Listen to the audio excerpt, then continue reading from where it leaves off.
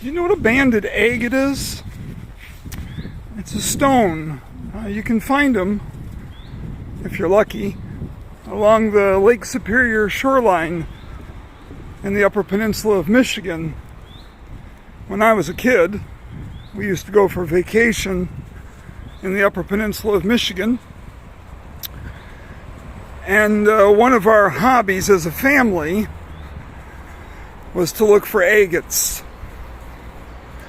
Sometimes we'd go to the little rock shops in the villages around the area where we were camping, and we'd look at polished agates and think, wow, we might find something as beautiful as that.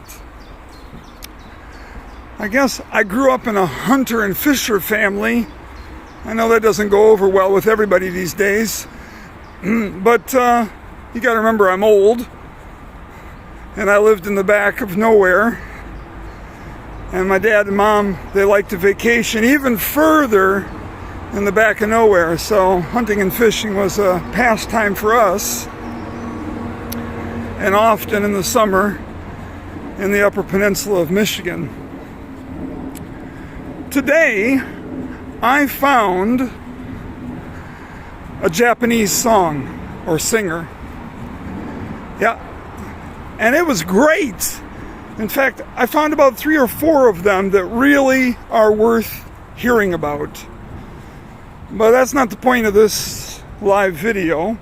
But if you do want to know about the Japanese music I found, then ask me in the comments down below, and I'll send you links to either YouTube or Spotify, depending on where I found the artist and what I can send through.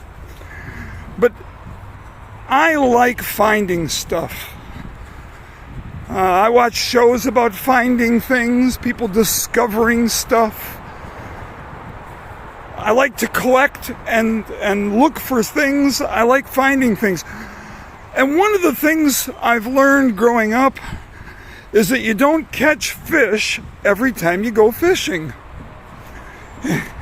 Actually, there's kind of that little joke that everybody says, kind of a dad joke, you know. Fishing isn't catching.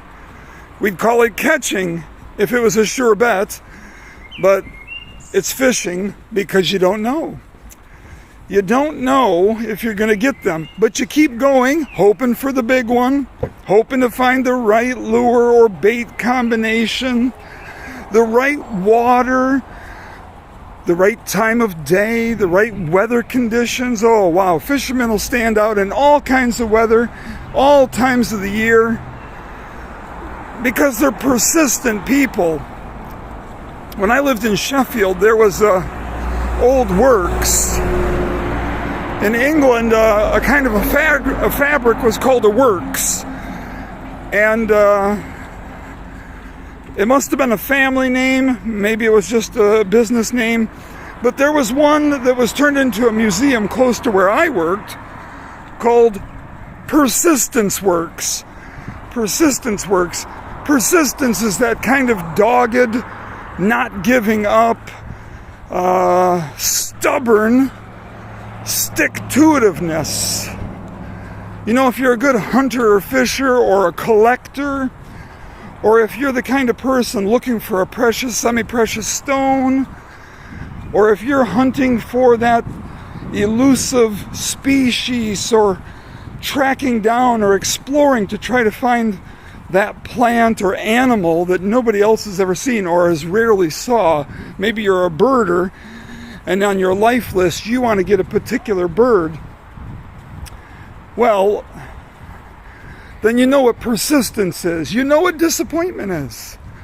You know how many times you might go out looking for something and come back empty-handed. But I like that challenge. Many of you probably know the story of our 13-year saga of leaving America and being in the UK and finally ending up in Belgium. If you don't know the story, you'll have to ask me.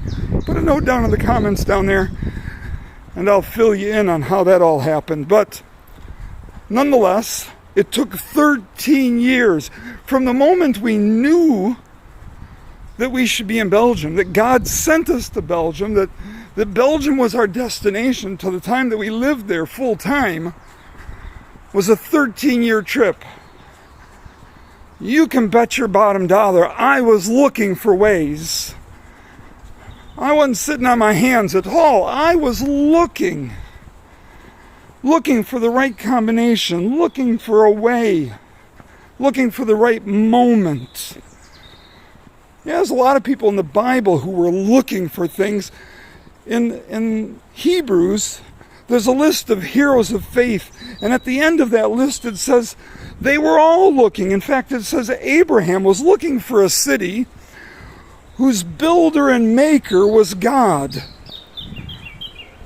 They were all looking for a promise to be fulfilled, but never got it in this life. That's what it says in the book of Hebrews. Jesus tells a story about a man who found a treasure in a field. And he knew the worth of what he had found. And it was a lot more probably than that field was. He went and put his business in order, and he sold everything. He leveraged the farm, as it were, to get that field. Why? Because he wanted rights to the treasure he'd found. It's like finding oil, striking gold. It's a bit like Jed Clampett on the Beverly Hillbillies, you know. Hunting for some food, and up from the ground comes a bubbling crude oil, that is. Well, finding a friend in a difficult relationship, difficult not maybe because it's negative, difficult not because it's not a nice one, but maybe just difficult because of personality, or difficult because of language, or difficult because of culture, difficult because of distance, difficult because of difficulties in the other person's life. Work through those things like a real explorer, like a person in search of treasure, and you're going to find treasure. You're going to find treasure in people. You're going to find treasure potentially in every relationship, even in the most difficult, even in the most disappointing, even in the hardest. Well, today I found treasure in a relationship. It's not a relationship that was difficult. Actually, it's always been pleasurable. It's always been a wonderful experience. But there's a missionary friend of mine from Japan. So language is a bit of a barrier, though he speaks good English for the most part. We both need to learn French. But Yasushi Kawakami and his wife Masaki, they are treasure. They are treasure. They are worth spending time on and with. There's lots of people in the world like that. But you need to sometimes invest. You need to see what's valuable, what's there. I hope that you're the kind of person who doesn't give up. Like persistence works, you stay at something. Isn't that a great name for a company? Persistence works. It does. It does. Don't give up. Don't give up on the first try. Don't give up on the second try. Don't give up on the 1,000th try of forgiving, of loving, of going the extra mile. Persistence works. And if you're a hunter or a fisher,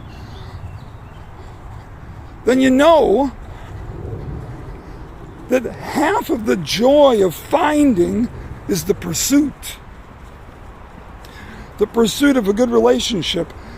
I received a bit of comfort and encouragement from a former colleague in Sheffield. And it's a person who from strength to strength is a joy. Just an absolute joy. And I would encourage you, invest in long-term relationships and friendships through thick and thin. Never give up on people. Never give up on people. You will be paid back and rewarded. Not that that's what it's about, but you will be beyond your wildest expectations. So, be a treasure hunter. Be a hunter. That's what I want to be. That's what Jesus wants you to be. I hope you become one.